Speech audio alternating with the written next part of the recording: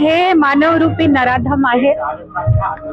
हे जे क्राइम्स आहेत याला माफी नाही आहे आणि कठोरातली कठोर शिक्षा या लोकांना तर मिळायला पाहिजे. पण आपल्याला ॲज अ फॅमिली युनिट, कुटुंब म्हणून खूप सतर्क राहणं जरुरी आहे. कारण खूपदा आपल्यातलेच लोक आज हे करतायत, खूपदा आपल्या विश्वासातले लोक हे करतायत. आणि दुसरं, जसं आम्ही सुरुवातीला पण चालू केलं होतं मॅडम बरोबर, पण जसं स्कूल्समध्ये गुड टच बॅड टच जे छोटे छोटे कोर्सेस होतात किंवा जे मॉरल एज्युकेशन मध्ये जसं सांगतात, गुड साईड बॅड साईड पण एक वेगळी असते. ते आपल्याला लक्षात घेऊन अशा लोकांना एकदम दूर ठेवणं आणि तुरुंगात ठेवणं खूप जरुरी आहे. यासाठी ॲज अ फाउंडेशन पण आम्ही एक हेल्पलाईन चालू करतोय. त्याच्याद्वारे पण कोणालाही काउन्सिलिंग पाहिजे असो किंवा मदत कोणत्याही प्रकारची ते आम्ही देऊ आमच्याकडनं.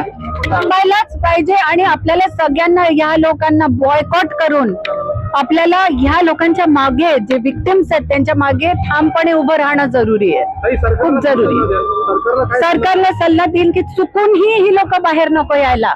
चुकूनही म्हणजे ती कठोरातली कठोर शिक्षा डिझर्व करतात आणि त्यांना ती मिळायला पाहिजे लवकरात लवकर. पहा, माझं पर्सनल तुम्ही विचाराल, जे हे असे लहान मुलांवर अत्याचार करतात त्यांना खरंच रस्त्यावर मारलं पाहिजे.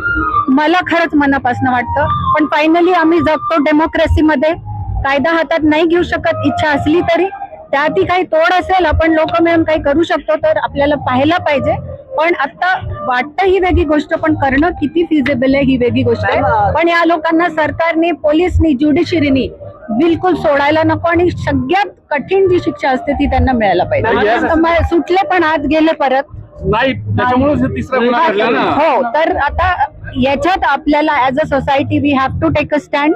I have taken a stand की या लोकांनी बाहेर निघालंच कसं, त्यांचं झालं निघणं कसं. तर हा जाब मी देवेंद्रजी पण विचारणार आणि आपल्याला पोलीस, ज्युडिशरी सगळ्यांना विचारावं लागेल की कुठे ती उणीव राहिली आपल्या सिस्टीम मध्ये किंवा आपल्या पूर्ण प्लीडिंग मध्ये. आपण जे प्लीड केलंय त्याच्यात कुठे उणीव राहिली की असं झालेलं आहे ते स्टडी करून आपल्याला त्याचा पाठलाग करणं जरुरी आहे. मला वाटतं स्पेशली जे मी तुम्हाला म्हटलं, जे लहान मुलांवर अत्याचार करतात त्यांना जो सगळ्यात जास्त कठोर कायदा असो तो पुढे येऊन त्यांच्यावर लागू केला झाला. मी तर एवढंच सांगेन की कॉर्पोरेट्स मध्ये किंवा कोणत्याही दुसऱ्या लाईनीत पण कधी कधी असे प्रसंग घडतात. पण आता आपल्याकडे एक prevention of sexual harassment committee असते प्रत्येक कॉर्पोरेटमध्ये.